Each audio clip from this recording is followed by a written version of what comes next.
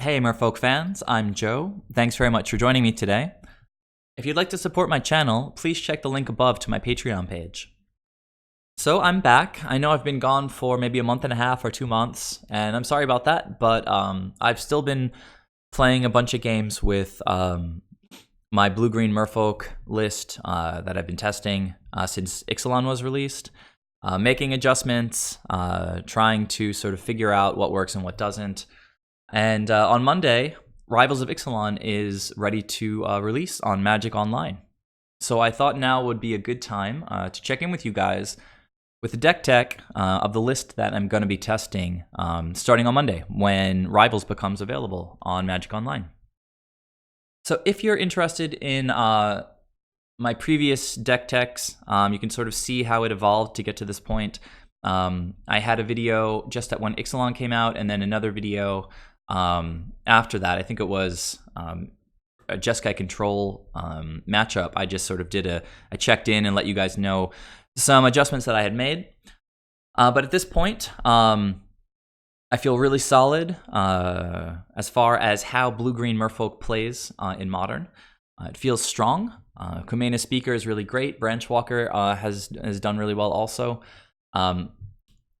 So why don't I just jump in to the list that you guys see here, and yeah, I'll just sort of comment on each card as I go along, including any remarks about how the list evolved to get to this point. So to start with the mana base here, it's got 19 lands. Right after Ixalan was released, I was running 18 lands with a list that had a curve topping out at 2 drops. In order to make that work, I was jamming 4 metallic mimics, and I pretty quickly cut the mimics. If you play a mimic on turn 2 and it lives, it can be pretty excellent because every Merfolk you play after that comes in bigger, just gets a +1/+1 counter.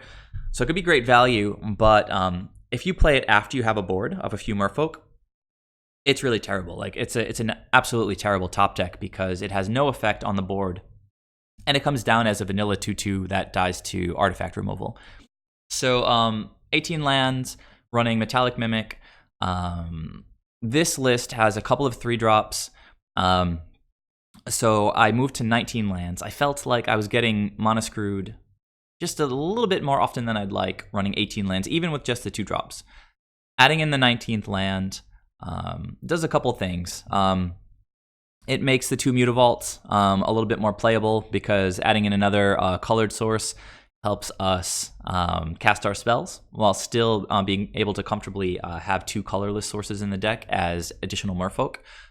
And having 19 lands also supports, playing a couple of 3-drops, not just 2-drops.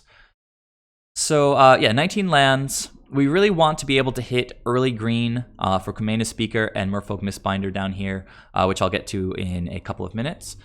So I'm doing my best in this list to max out not just blue sources, but also get as many green sources in as I can.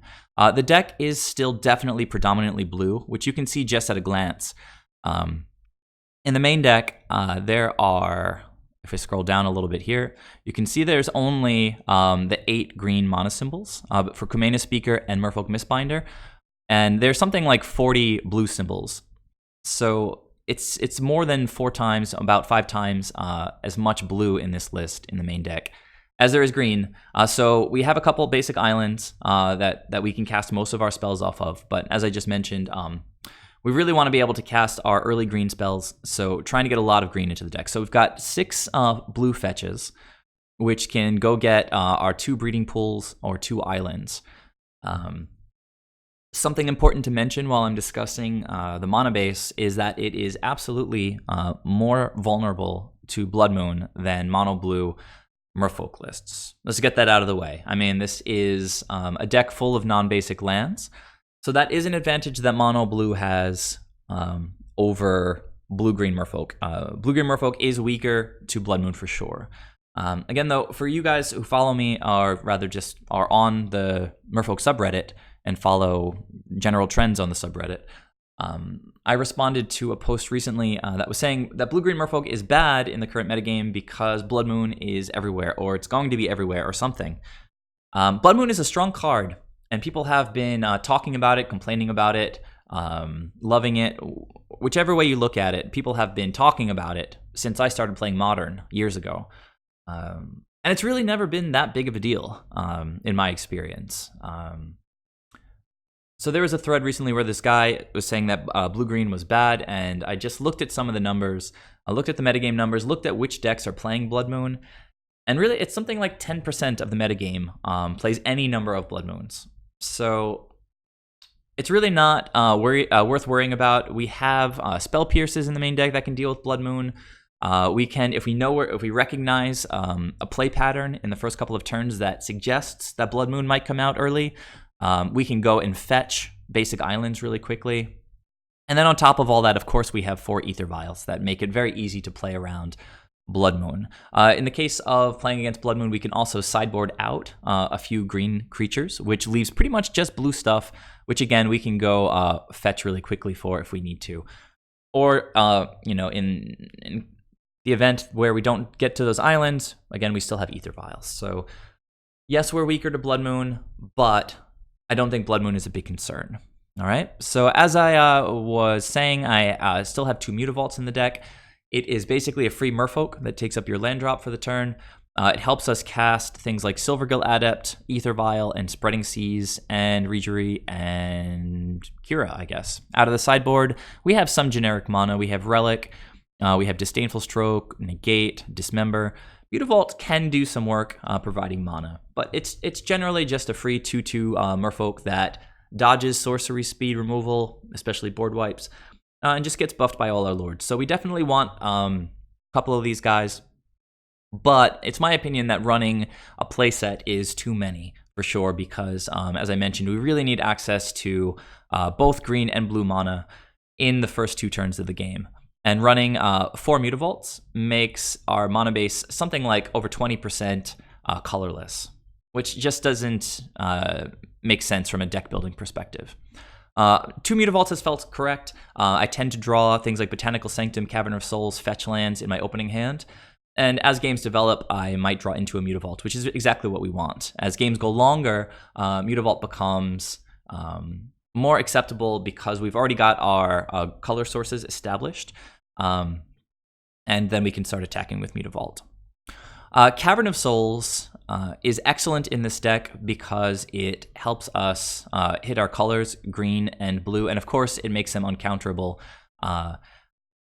Not only is blue-white control still very popular in the format, but Jeskai control has been really surging lately. It's actually substantially more popular in the metagame right now than blue-white control is. Which is great. I mean, we have 2 viable control decks in the format right now, whereas a year or 2 ago, one of the most frequent complaints about the format was the lack of a viable control deck. So in our deck, having access to this excellent tribal land just gives us extra percentage points against those increasingly popular control decks. Let's see, Cavern of Souls, the only drawback really is that it is tricky to contribute mana to Kira, although the colorless or generic mana can be used to help. And it can be tough getting Spreading Seas. For example, if we get an opening hand of just Cavern of Souls and Mutavaults, you can't cast Spreading Seas, we can't cast Spell Pierce. But that's why I'm not running a full playset of Cavern of Souls, also not a full playset of Mutavaults, kind of hedging on them, but still including them because they are super powerful cards and they do fit very well in a certain quantity in this list. So to sort of recap, we've got 19 lands. Playset of Botanical Sanctums, I didn't comment on. It's our best opening hand land, right? It's basically a tropical island then. Comes into play untapped and lets us cast anything we need to. Lets us cast our non-creatures as well as our creatures. Botanical Sanctum, a drawback for people playing 4-drops, like if you're playing Master of Waves, of course, Botanical Sanctum could come in tapped as the 4th land. But in this list, where we are pushing as hard as we can in the first 2 or 3 turns, we definitely want a playset. A playset has felt great in testing. The only real situation where Botanical Sanctum can be a bit annoying is if we happen to have exactly 2/2 on turn 4 with Botanical Sanctum as that 4th land. But many times we'll just want to cast a 2-drop and a 1-drop. So having Botanical Sanctum come into play tapped, sometimes not the worst thing in this particular build. All right, so 19 lands.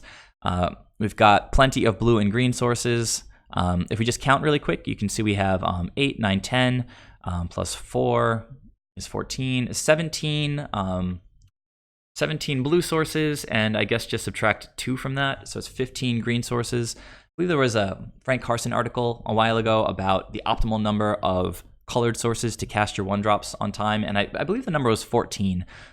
So this list has been running really smooth as far as the mana goes. If you have any questions or suggestions about the mana base, please let me know in the comments. All right. So moving along, we have this Kira here, so might as well get it out of the way. As I mentioned, I was testing Swift Warden, which really has a great potential to blow an opponent out. If they try to cast Kolaghan's Command, destroying a Lord, and you counter the Kolaghan's Command and save your Lord, and get the 3/3 body from the Swift Warden, it can be excellent. But it's really a one-shot thing. It only protects one creature, whereas Kira protects our creatures until the opponent manages to deal with Kira. So I found myself coming back to Kira after a little while. I initially ditched her because I felt that a 2-drop list didn't really need to protect its individual creatures as much. For example, if you're playing Master of Waves, it makes sense to have a Kira out because you want to protect your investment in that 4-drop creature. Whereas if I play a 2-mana creature, maybe I don't care if it eats a lightning bolt. But Kira doesn't just protect our creatures, though that's enough to play her as it is. She's also a flyer, so she can get in for the final few points of damage against a deck like Grixis, Death Shadow. It can just, chip in if their life total is super low, which they tend to keep it at. It can block or attack, I guess, against Affinity. But if they're getting in with, Vault Scourge, that's getting in as like a 10-1 or something, you can chump with Kira and save yourself, 10 points of damage. So Affinity, a difficult matchup, as you guys know. So Kira helps out a little bit there. And yeah, it's just great having a flyer, and it's great having really hardcore protection on the board for our creatures. So I think that Kira as a singleton is justified. I'm going to upload my sideboard guide after this deck tech, and in it you'll see I discuss some matchups where Kira is great, and it's certainly a majority of the format. So just hard to argue against the inclusion of Kira in a Merfolk deck. Let's leave it at that for now. All right, so moving on, here are the Merfolk. There are, let's see, 1, 2, 3, 4, 5, 6, 7 times 4. That's 28, plus the single Mara Regery down here is 29 Merfolk. So plenty of Merfolk, most of them 2-drops, just the singleton Regery as a 3-drop. So off the bat, it's going to be incorrect, strictly incorrect, to tick an Ether Vial up to 3 in almost any circumstance. The only situation where you'll want to tick it up to 3 is if it will lead to a win, a certain victory that turn. For example, it's my upkeep, and I have a Regery in hand, the opponent's tapped out, and I just need to buff my creatures enough to win. Sure, put the Ether Vial up to 3, get the Regery on the board, activate your Mutavault, whatever you need to do, and attack for the win that turn. The other situation where it's acceptable to tick it up to 3 is if you have another Ether Vial on the table. So in which case you could have 1 on 2 and 1 on 3. Although it's definitely not atypical to want 2 Ether Vials on 2 in this list, actually. If you are empty-handed, it's actually, in theory, potentially better to leave an Ether Vial on 2 Ether Vials on 2, because you could hit a Silvergill Adept, and then the odds are that you're going to hit into a 2-drop, much more than a 3-drop. So yeah, those are the only 2 situations. Either if you can get a win right away, or if you've got multiple Ether Vials. All right, so let's check out Kumena's Speaker here. our new aggressive green 1-drop, really strong addition from Ixalan, and a really compelling, one of the compelling reasons to add green to a traditionally blue deck.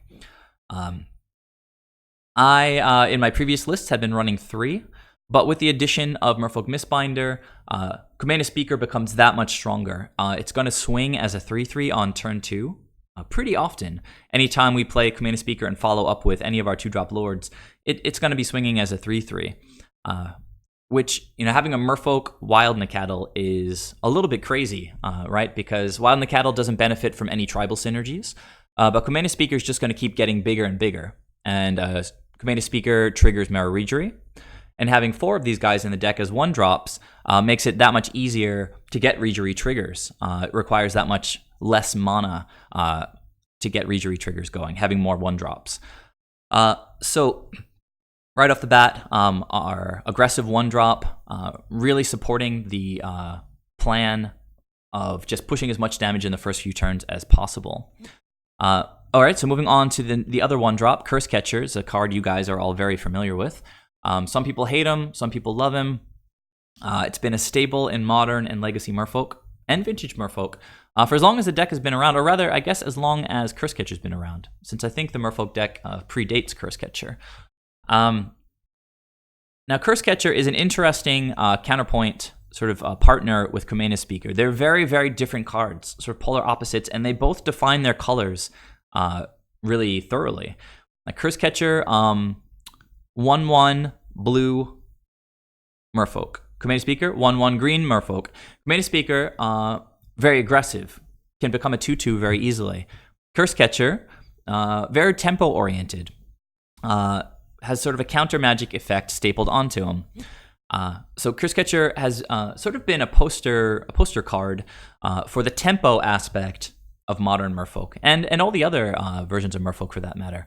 We get to play him early, get in for a little bit of damage, and if the opponent plays something that we want to counter or at least tax with his effect, we can sacrifice him and set the opponent back on their mana efficiency.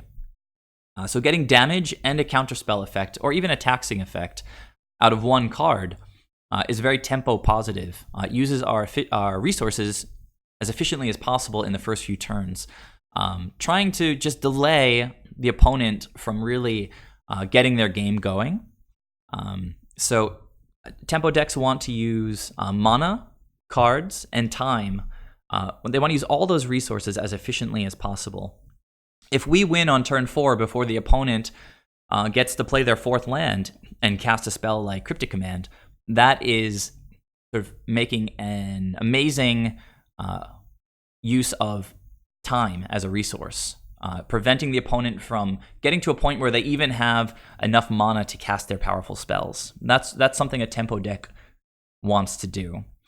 So Cursecatcher plays very well with that plan. It's an early body that can get buffed by all of our lords and contribute towards an early victory.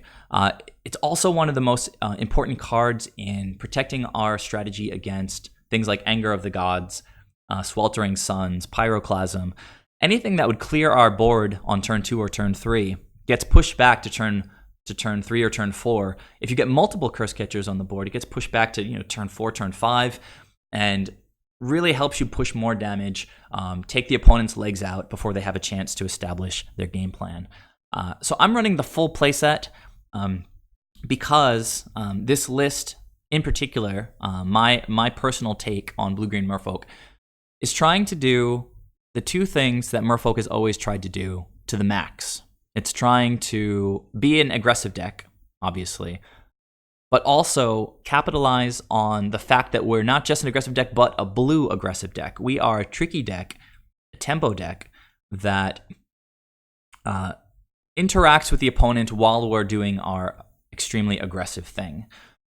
So, Command Speaker, Cursecatcher, 8 1-drops, virtually guaranteeing us to have an early board presence on turn 1 or turn 2, with or without an Ether Vial. Moving on, a playset of Silvergill Adept. Not much to say about this guy. Without Metallic Mimics and Phantasmal images in the deck, we've got more Merfolk than ever to make sure we have something to reveal for the card draw, for the casting cost. So, yeah, not much to say about Silvergill Adept. You should never run fewer than 4, regardless of what your particular take is on Merfolk. On to Harbinger of the Tides. This is a card that most of the community agrees at this point that we should be playing a playset of. On the fringes of discussion, you occasionally see people mentioning cutting Harbinger of the Tides. But those people are likely playing a lot against control decks or combo decks. For the most part, Modern is just jam-packed with creatures. And Harbinger is a Merfolk body, works with Ether Vial, reveals for Silvergill, triggers Reju, does all those things, while also acting as an unsummon, which is a huge tempo play. If an opponent pays 2 mana for a Tarmogoyf and we bounce it back to their hand, not only does that clear the way for us to attack more easily, it also forces the opponent to commit 2 more mana to play that Tarmogoyf back out, essentially making the Tarmogoyf a 4-drop with 2 installment payments of 2. So that, again, sort of a defining card for the tempo aspect of Merfolk. It helps so much in the Affinity matchup, which is one of our worst. So it becomes difficult to argue taking any number of Harbingers out of the deck, since almost every single Modern deck plays some number of creatures, and bouncing them is rarely bad. So full playset of Harbingers, full playset of Island Walk Lords, both of them, of course. They need the least explanation of all of our cards. Buff our guys, make our guys unblockable.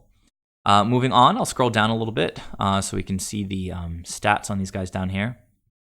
So Merfolk Mistbinder, new edition. All the creatures, all our Merfolk get +1/+1. It's an extra Anthem effect. It's easy to get on the table as a 2-drop. It's not like Merfolk Sovereign or Mirror Regery that we have to wait until at least turn 3 to get on the table. Actually, Merfolk Mistbinder is an excellent play on turn 3 because we can use 2 mana to get the Mistbinder on the board, and then, or on turn 3, Ether Vial should be on 2, get the Mistbinder on the table, and then we have mana up to use Spell Pierce. A 3-drop Lord on turn 3 leaves you extremely exposed with no mana up to interact with anything the opponent might cast, unless you happen to have a Cursecatcher on the table. So in my testing so far, Merfolk Mistbinder has been totally overperforming. It makes our little guys, they're all 1/1s and 2/2s and 2/1s. It makes them bigger, faster than we've really ever done before. So having gone through all the 2-drop Lords, I just want to mention that some people recently have been talking about the idea that having a lot of Lords in a Merfolk deck is not necessarily optimal, right? If you were playing 20 Lords out of your 28 Merfolk, it might not be the best because you're losing out on your tempo elements, and you might be losing out on your 1-drops.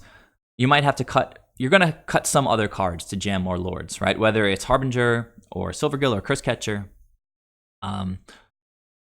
Your curve gets higher because the Lords are more expensive. And your synergies, are basically monodirectional, right? It's just play Lords, all the Lords make all the other Lords bigger, and that's pretty much it. You're not really looking to balance the opponent's creatures, you're not looking to protect your creatures, you're not looking to counter things. It's just very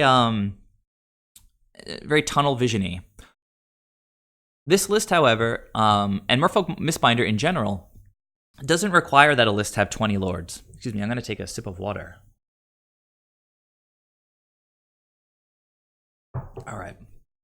If you look at my list here, I've got 13 Lords, just including the 12 2-drops and the singleton Mirror Regery.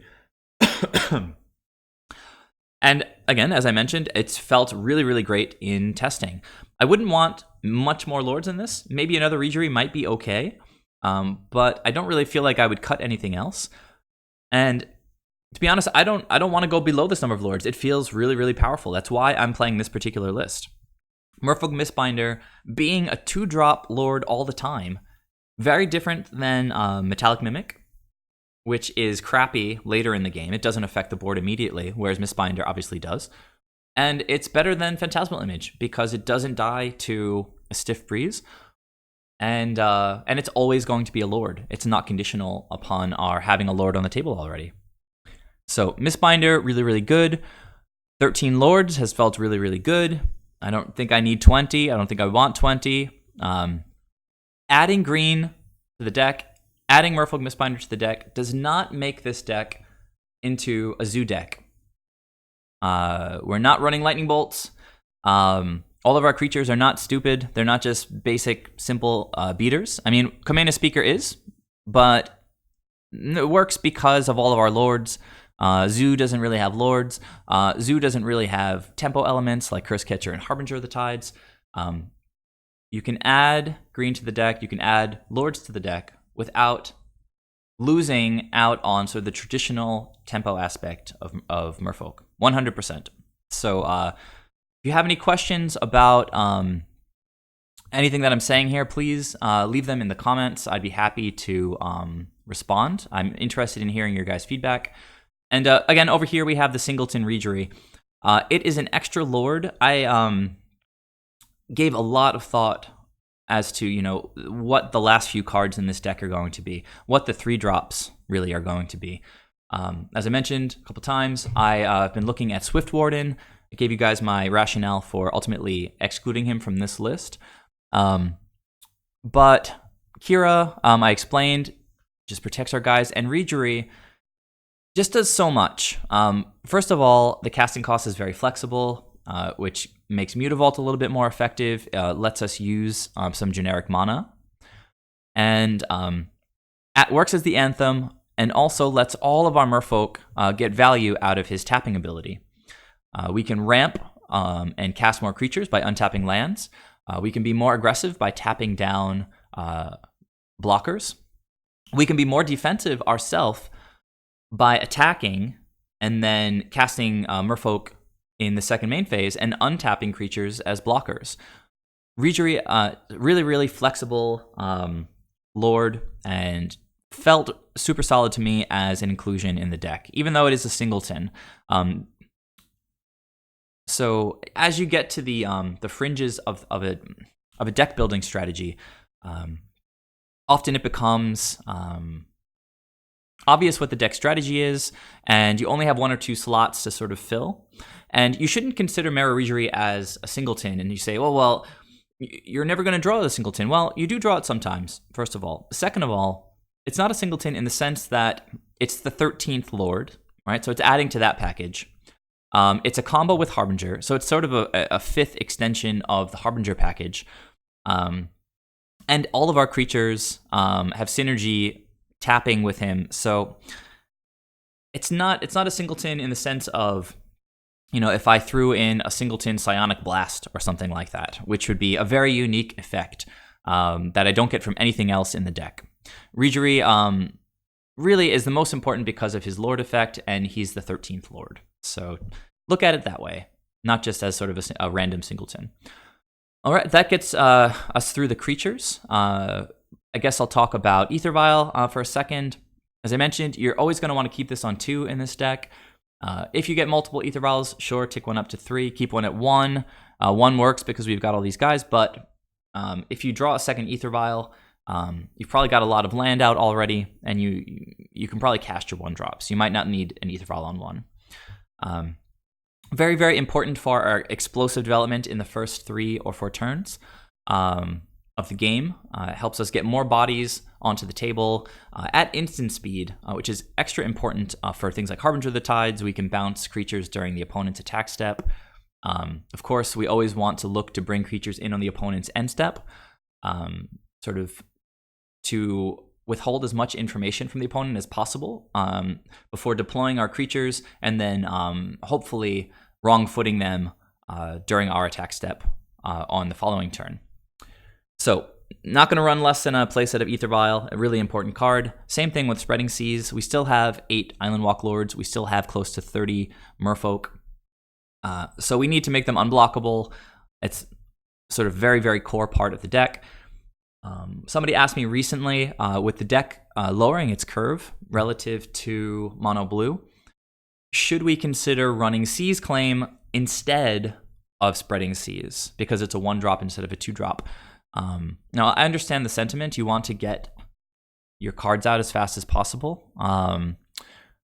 But Spreading Seas draws us a card for an additional generic mana, and that is a huge help in the deck.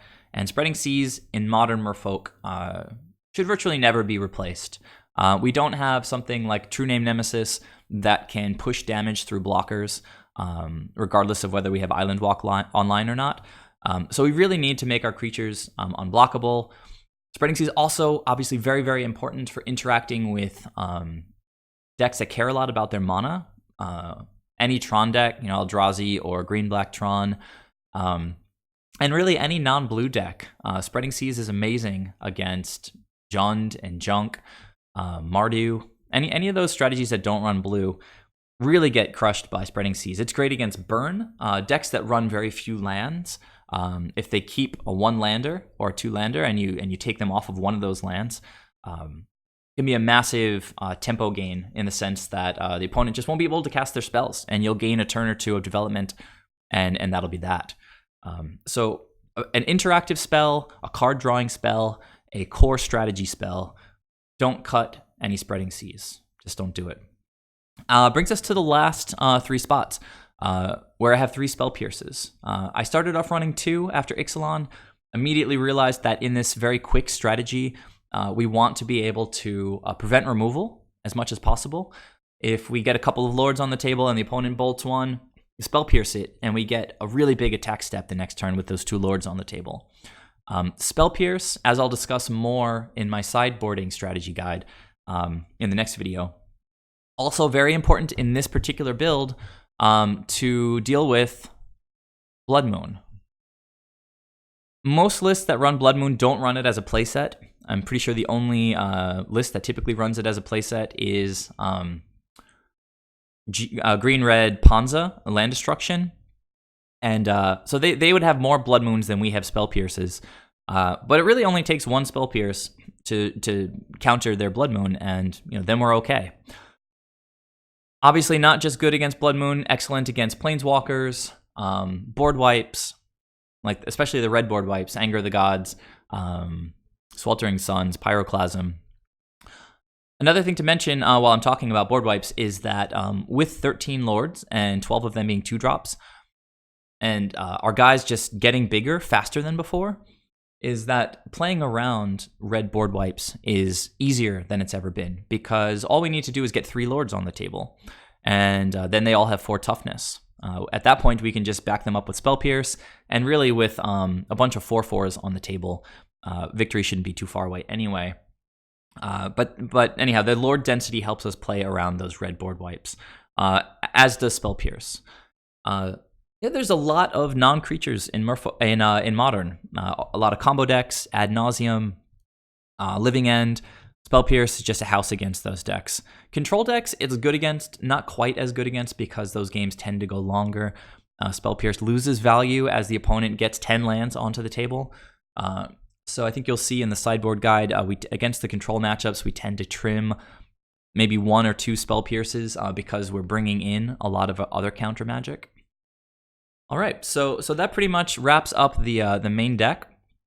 19 lands, 30 creatures, and let's see. Actually, it's 19, 30. Yeah, that brings us up to 49, and then we've got 11 non-creatures. We've got the 4, 4, and 3. Attack fast. Use the tempo elements of Cursecatcher, Harbinger, and Spell Pierce to set the opponent back. Protect our plan, and yeah, just win fast and be explosive. That's the idea with this deck. Looking very quickly at the sideboard, which again, I'm going to put a video up very soon with the sideboarding strategy guide. A lot of 2-ofs. Basically, I'm going to take another sip of water. You guys know that Modern is a super broad format, and we need a broad array of answers that can supplement one another in any given matchup. So we've got a 2-of Ceremonious Rejection, Dispel, Disdainful Stroke, and Negate as counter spells. Having access to blue is very powerful in the sense that we get access to counter magic. It's a huge part of blue's sort of slice of the color pie in Magic is sort of trickery and saying no to the opponent's strategy. And we have a lot of nice options in the sideboard for doing that. A 2 of Relic, 2 of Natural State, 2 of Shaper's Sanctuary, which I'll talk about more in the next video, but I think it's a really, really strong card. I'm kind of excited about it. And that brings us to 14 cards, and the 15th card is a Singleton Dismember. So again, don't think about Dismember as being, just a straight-up Singleton, but an additional part of the interaction package with Harbinger. Harbinger acts as 4 unsummons. Dismember acting as a more permanent form of removal, the 5th card in that package. And also, it dovetails with other cards that come in for different matchups. So, for example, if I bring Dismember in against Devoted Company, I would also be bringing in Dispels and Disdainful Strokes to hit Chord of Calling and Collected Company, and even potentially a huge Walking Ballista that would get hit by Disdainful Strokes. So Dismember working in concert with a number of other elements in the 75 cards between the main and the sideboard. I think that's it. So thanks for watching, guys. I'm really excited about this list. I'm going to start testing. I'm going to start playing a lot more Magic starting on Monday when these cards become available on Magic Online. Please let me know all of your thoughts, any questions you might have. Again, if you'd like to support my channel, please check the link above to my Patreon page. And I'll see you in the next video for my sideboarding guide. Thanks so much, guys, for watching. I'll see you soon.